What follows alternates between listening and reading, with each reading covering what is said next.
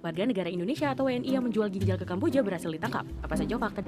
Sebanyak 12 orang tersangka sindikat tindak perdagangan orang sekaligus jual beli ginjal ke Kamboja berhasil diringkus oleh kepolisian. 12 tersangka kasus jual beli ginjal jaringan Kamboja di Bekasi akhirnya ditangkap. 9 orang Iqbal, teman-teman, 2 minggu bekerja di Kamboja. Pria ini justru tinggal nama, bahkan diketahui tanpa ginjal. Ada bekas ginjal jaringan internasional di Kamboja. Kelihayan dari bis uang dalam menguasai beberapa bahan sindikat penjualan ginjal jaringan internasional di Kecamatan Tarum. Perdagangan ginjal ilegal di Kamboja telah menjadi sorotan. Di balik keindahan alam, di dalamnya ada masalah yang kelam. Pada kesempatan kali ini, kami dari kelompok 8 kelas C, hubungan internasional di Asia Tenggara, akan mengangkat isu yang cukup penting di kawasan Asia Tenggara.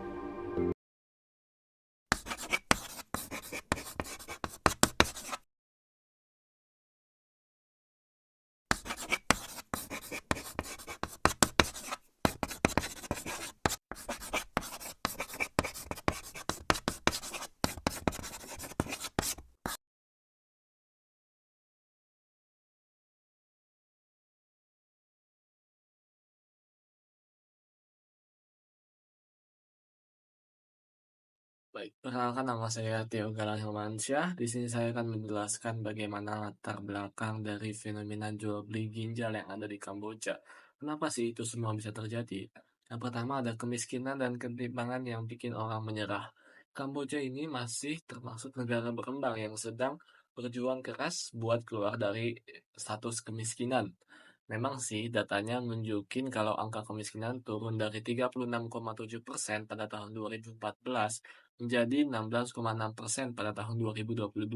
Tetapi kenyataannya masih ada 47% penduduk yang hidup di ambang kemiskinan, alias gampang banget jatuh miskin. Bahkan sekitar 35% orang di Kamboja ini hidup dengan penghasilan di bawah 3,20 US dollar per harinya dan 13% di bawah garis kemiskinan nasional. Yang paling terdampak adalah mereka yang tinggal di pedesaan atau kelompok minoritas atau yang pendidikannya rendah. Karena hidup serba kekurangan, banyak orang yang akhirnya merasa nggak punya pilihan lain selain menjual ginjal demi mendapat uang dengan cepat. Contoh yang bisa kita lihat dalam kasus ini adalah banyak sekali warga yang rela jual ginjal cuma buat bayar hutang, biaya sekolah anak, atau sekedar beli makan buat keluarganya. Yang kedua adalah layanan kesehatan yang jauh dari kata layak. Kualitas layanan kesehatan di Kamboja masih jauh dari harapan, apalagi di daerah pelosok. Beberapa fakta mirisnya adalah angka kematian bayi dan anak kecil masih tinggi, bahkan di atas rata-rata negara ASEAN. Di daerah terpencil seperti Ratana Kiri dan Mondul Kiri, lebih dari 10% anak meninggal sebelum usia 5 tahun. Selain itu, akses bersih dan sanitasi juga minim banget. Cuma 56% yang punya akses air minum yang layak dan cuma 18% yang punya toilet bersih. Selain itu ada anggaran untuk kesehatan pun kecil banget di Kamboja, yaitu cuma 7,5% dari PDB. Nah, karena pelayanan kesehatan jelek dan mahal, banyak orang miskin gak bisa berobat. Mereka juga kurang paham soal resiko medis dari jual ginjal. Alhasil mereka menjadi sasaran yang empuk buat jaringan perdagangan organ tubuh. Yang ketiga adalah hukum ada tetapi sangat lemah dan korup. Kamboja sebenarnya sudah melarang jual beli organ ini sejak tahun 1997.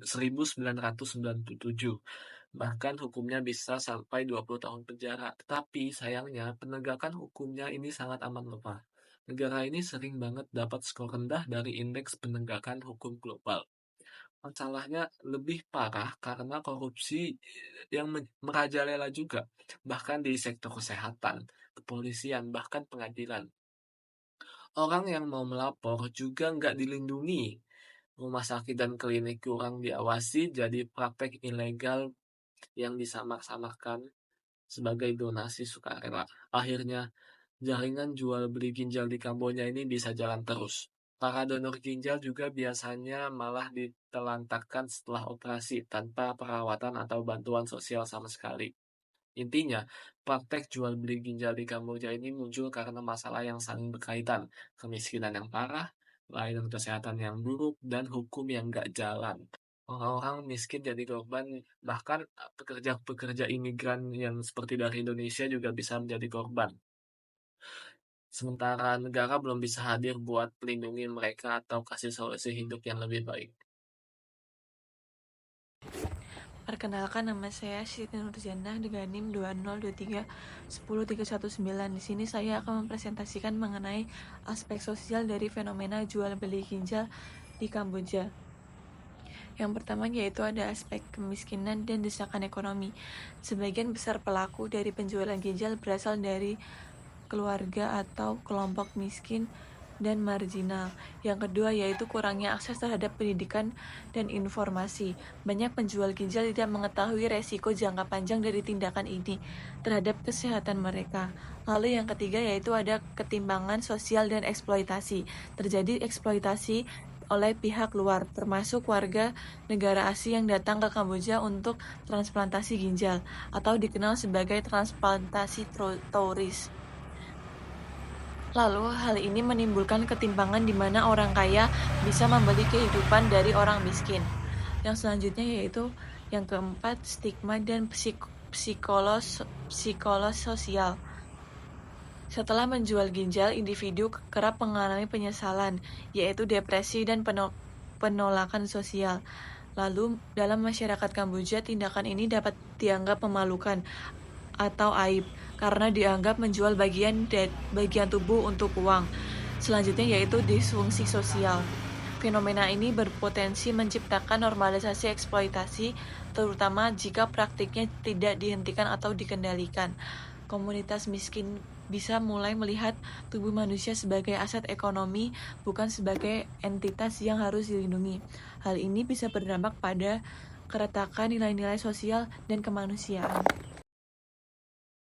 Assalamualaikum warahmatullahi wabarakatuh. Perkenalkan, nama saya Muhammad Rafif Hadi dengan NIM akhir 279 akan menjelaskan fenomena jual beli ginjal di Kamboja dari aspek hukum. Fenomena jual beli ginjal di Kamboja mencuat sebagai isu serius yang melibatkan aspek hukum, sosial, dan juga etika. Praktik ini umumnya di kalangan masyarakat yang miskin. Mereka menjual organ-organ tubuh mereka untuk menghasilkan ekonomi yang lebih baik secara instan. Namun, jual beli organ khususnya ginjal menimbulkan pertanyaan besar terkait legalitas dan perlindungan hukum bagi pihak yang terlibat. Menurut World Health Organization atau WHO dan Declaration of Istanbul pada tahun 2008, perdagangan organ manusia termasuk ginjal dilarang karena dianggap melanggar prinsip-prinsip hak asasi manusia dan martabat manusia. Selain itu, the United Nations Protocol to Prevent, Suppress, and Punish Trafficking in Person pada tahun 2000 juga mengkategorikan perdagangan organ sebagai salah satu bentuk perdagangan manusia. Transplantasi organ seharusnya hanya dilakukan atas dasar sukarela tanpa ada imbalan materi. Kamboja sebenarnya telah memiliki rangka hukum yang melarang perdagangan organ. Jadi Kamboja itu udah ada kerangka hukum yang melarang perdagangan organ seperti Law on Suppression of Human Trafficking and Sexual Exploitation pada tahun 2008 yang mencakup larangan terhadap perdagangan manusia untuk mengambil organ. Peraturan Kesehatan Kamboja juga menyatakan bahwa donasi organ harusnya dilakukan secara sukarela, bukan hanya semata materi. Namun dalam praktiknya dan lemahnya penegakan hukum di Kamboja dan juga korupsi di mana-mana tidak menjadikan hukuman ini dianggap serius. Jadi di Kamboja sendiri sangat masif dalam perdagangan organ-organ tubuh manusia, terutama ginjal. Lalu tantangan bagi penegakan hukum di Kamboja adalah kurangnya pengawasan medis dan administrasi. Donasi organ seringkali tidak didokumentasikan secara resmi sehingga banyak hal-hal ilegal yang terjadi dalam perdagangan manusia yang terjadi di Kamboja. Lalu jaringan perdagangan lintas negara. Pelaku perdagangan organ seringkali bekerjasama dalam jaringan perdagangan internasional sehingga menyulitkan penindakan hukum di Kamboja sendiri. Jadi dari aspek hukum sendiri, jual beli ginjal di Kamboja merupakan pelanggaran serius baik terhadap hukum nasional maupun hukum internasional.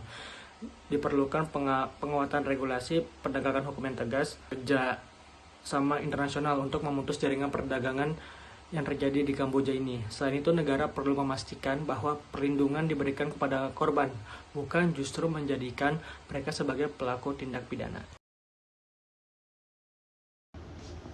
Assalamualaikum warahmatullahi wabarakatuh.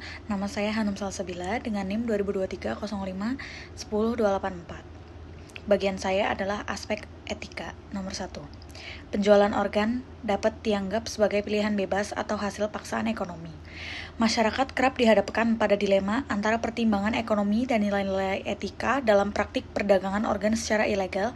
Bagi sebagian individu, khususnya mereka yang hidup dalam kondisi kemiskinan ekstrim, perdagangan organ dipandang sebagai peluang untuk memperoleh keuntungan finansial.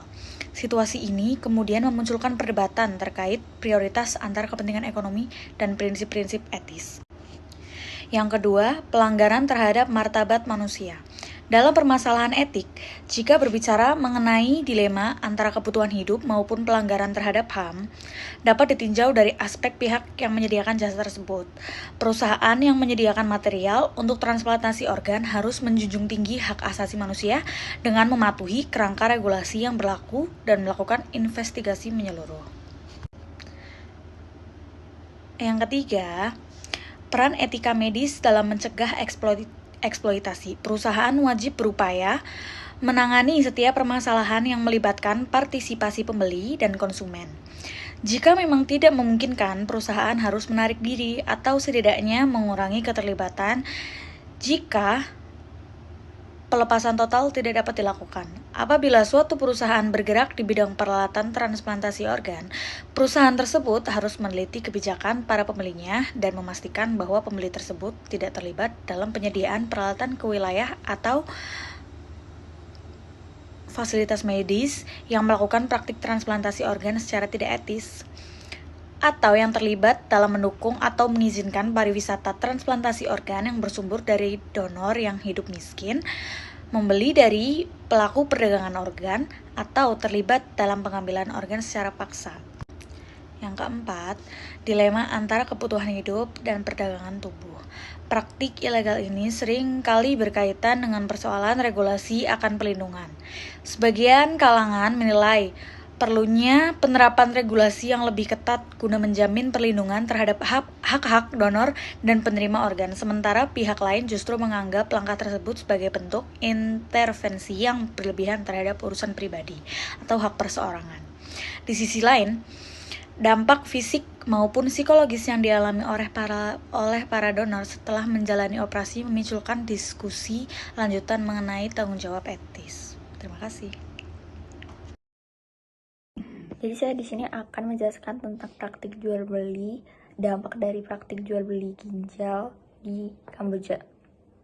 Jadi dampaknya ini sangat luas dan signifikan baik secara individu maupun masyarakat secara luas. Jadi di sini dari sisi individu bahwa penjual ginjal ini biasanya mengalami sebuah masalah kesehatan serius seperti infeksi, kelelahan kronis, dan juga adanya penurunan fungsi tubuh. Kemudian secara psikologis ini juga mengalami tekanan psikis, adanya rasa malu dan juga adanya rasa depresi yang ditimbulkan karena karena keputusan yang mereka buat. Kemudian ironisnya, uang yang telah diperoleh dari penjualan ginjal ini seringkali habis dalam waktu singkat dan tidak mampu untuk mengembalikan kondisi tubuh mereka. Secara sosial, praktik ini merusak nilai-nilai kemanusiaan dan menormalisasi adanya eksploitasi tubuh manusia ini sebagai sebuah komoditas, dan ini juga bisa membuka celah bagi orang yang ingin melakukan kejahatan secara terorganisir termasuk perdagangan manusia, karena hal ini juga meningkatkan keuntungan namun secara ilegal. Kemudian dampak terhadap negara juga sangat besar, yaitu citra Kamboja ini sebagai sebuah negara berkembang ini menjadi sorotan negatif di mata internasional, terutama dalam hal perlindungan hak asasi manusia dan juga etika medis. Kemudian praktik ini juga menunjukkan bahwa perlunya sebuah regulasi yang kompleks dan lebih tegas dalam upaya untuk perlindungan yang lebih terhadap warga negara yang rentan dan pemenuhan hak-hak mereka.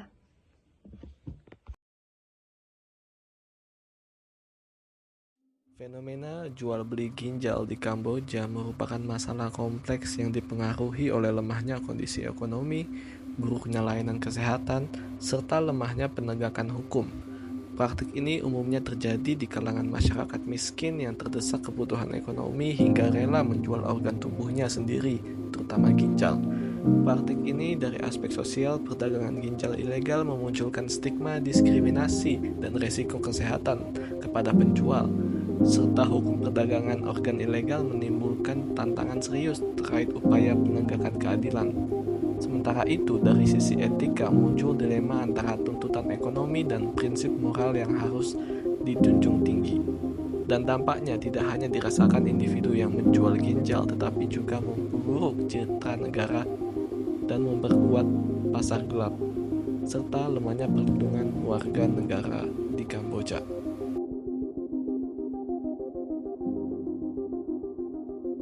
Terima kasih sudah menonton video kami hingga selesai. Semoga video ini bermanfaat. Kami kelompok 8 pamit undur diri. Sampai jumpa kembali.